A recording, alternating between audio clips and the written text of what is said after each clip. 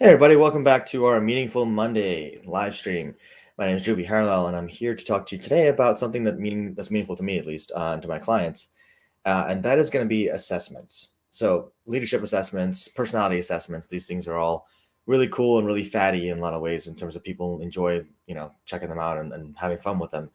But there's some real value that can be taken away from a leadership assessment or a personality assessment, at least the ones that are done properly.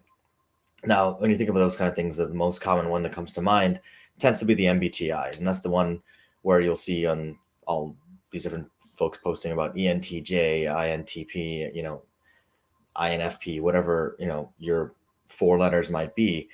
That's what the results of the MBTI come out as, right? So it's introversion, extroversion.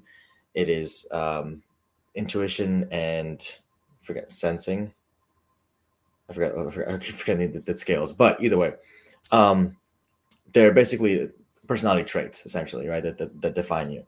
And I can go through them. I didn't memorize them, but I can go through them and talk through them as I see them. For some reason I'm blanking right now, but they're necessary traits. They're things to look at. They're interesting characteristics to look at in terms of personality traits and how people deal with issues, conflicts, conversations, management styles, leadership styles.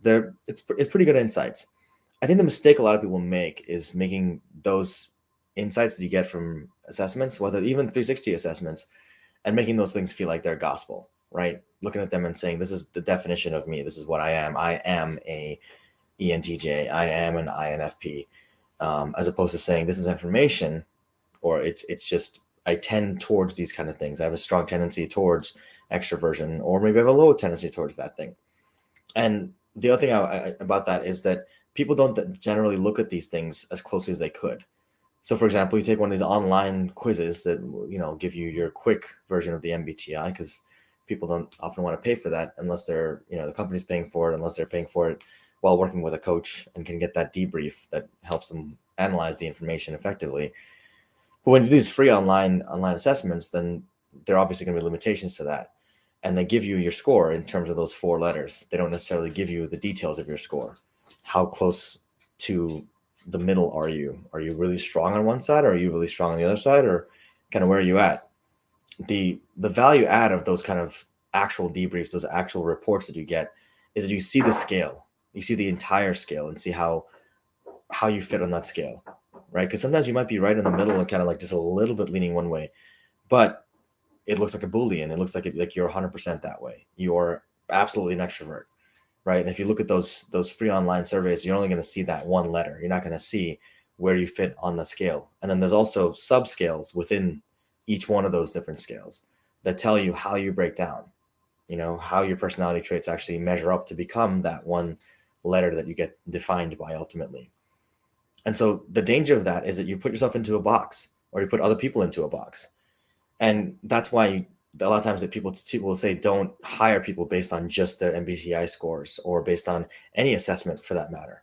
It's information to take when you're looking into hiring someone, or looking into working with someone, or just dating someone possibly even as well. But it's not absolute, and it never should be taken that way. You want to look at that information like you look at any other information. It's extra information to look at, but it's not definitive. It's not going to be the make or break or anything, and nor should it be. If you're on the fence about someone, whether in a hiring situation or a dating situation or a friendship for that matter, or for yourself, whether you end up taking that step forward with that person is not, it should not be defined by any one assessment, because that assessment is influenced by so many different things. For example, if you take the MBTI assessment on a day when you're feeling amazing, you're having a great day, everything's going well for you right now, you're just, you're feeling great. Your results could come out one way. And then the very next day, if you took the exact same assessment and you're having a really crappy day, your assessment's going to come out very, very differently. Because the mindset, the way you see things and perceive things and understand those questions, is going to be very, very different. Now, the same is true of 360 assessments. But the difference there is that you're seeing yourself compared to how others see you as well. And that's going to be give you a little more variance. But in terms of your actual results, the way you answer that questionnaire, the same limitation applies, because you're going to respond to that questionnaire in general, in whatever mindset you're in. So you're going to interpret questions based on your mindset. You're going to interpret the responses based on your mindset, based on where you're feeling right now, how low or high you're feeling right now, right? So if you look at those things and think about just that kind of variance alone, how much does someone's mood change within a week, right? Especially nowadays with everything happening in the world and people working from home, you have work, you have to shift gears so many times between work, between family, between yourself, between being outside, inside, whatever you have to deal with. You have all these things to deal with all the time, all these gears to shift between. So as you're doing that, how many times does your mood change? How many times does how you're feeling about things change? That's going to be reflected in your assessment, depending on when in that day you decided to invest time and energy into taking that assessment. So take that into account whenever you're thinking about these leadership assessments and 360s. They can be immensely valuable, but if you put too much weight on them, you're going to put too much weight in the wrong place. You want to look at your own results, how you're feeling about things in general, as well as taking into account these assessments as extra information, not definitive information, not putting someone into a box, because that's going to be a dangerous proposition to make.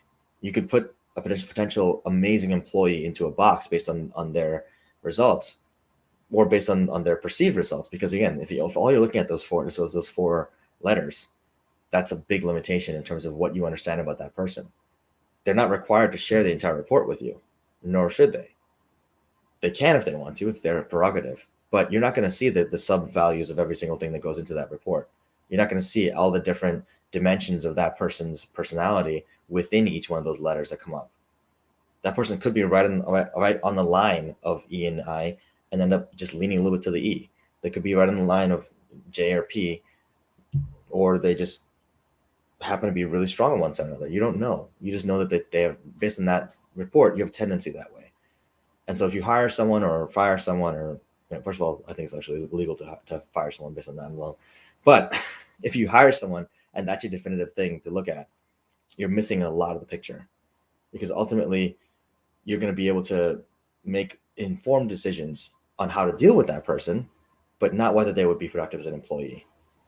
Again, 360s are really powerful as well, because they give you the insights of everybody on the team, everyone on the staff level, and supervisors and managers, whoever that person chooses to have them fill out the 360 survey for them.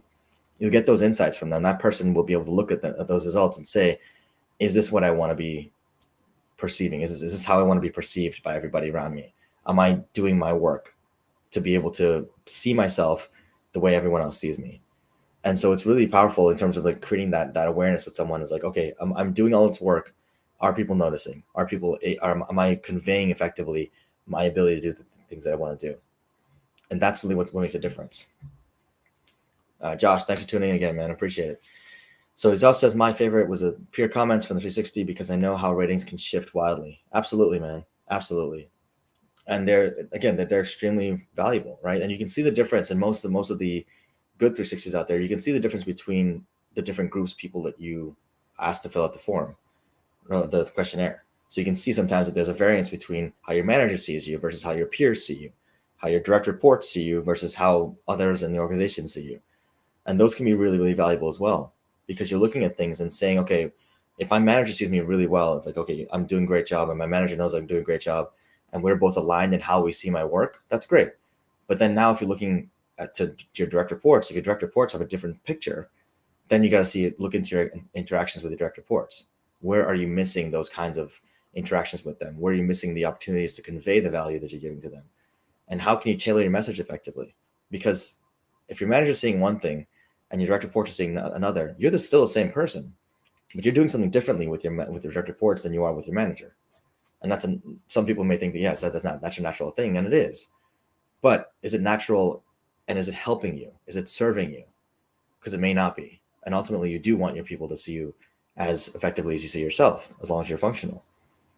So whenever you're looking into these assessments, take your time to really research the ones that matter to you, and understand that while as much value as they give you, they're amazing tools in terms of self-awareness. Really, really amazing, especially 360s. But if you don't take the time to pick out the right tool, number one, and two, if you don't take the time to distance yourself from the results in terms of saying that these are not definitive, they're just feedback, they're just really good information that I can use however I want. It's not absolute, it's not gospel, it's not like this is what I need to do to change because I have to fit this mold. I have to change this, and this. That's not what it says.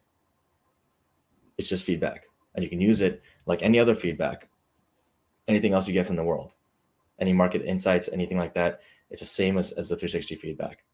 It's just, this is about you and not about anyone else. And some of the stuff is going to be can be pretty biased. I mean, I debriefed with a client a few months ago, and he had a pretty much an HR situation with one of his direct reports. And that direct report intentionally tried to tank his results, and it was kind of messed up, and they made really ridiculous comments.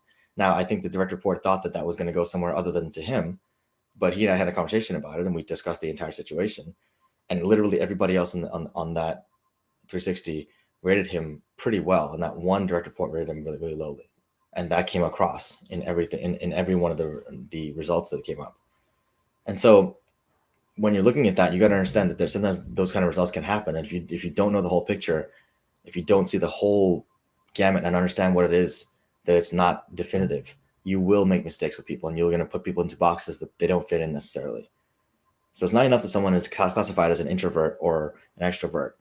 It's important that you look at the scale as a whole, holistically as a person. Where do they fit in that scale? Because you can also bounce back and forth. Me personally, I go back and forth depending on my mood. Sometimes I'm really extroverted and want to be around people. Sometimes I'm really introverted and prefer to be home with my dog. It really depends.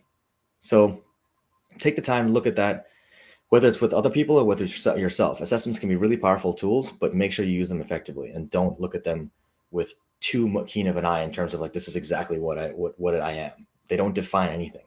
They just talk about perception. And we all know perception is not reality. It's just perception.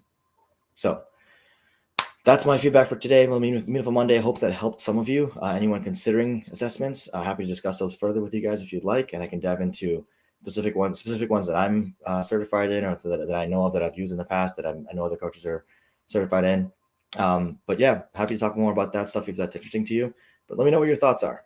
Let me know what you guys want to see more of, and we'll talk to you guys soon. So hit the like button, hit subscribe. Please share this with someone that they think would find this valuable, and I'll talk to you guys again soon. Take care. Have a great week. And this Thursday, we have a great guest for my live stream. His name Dr.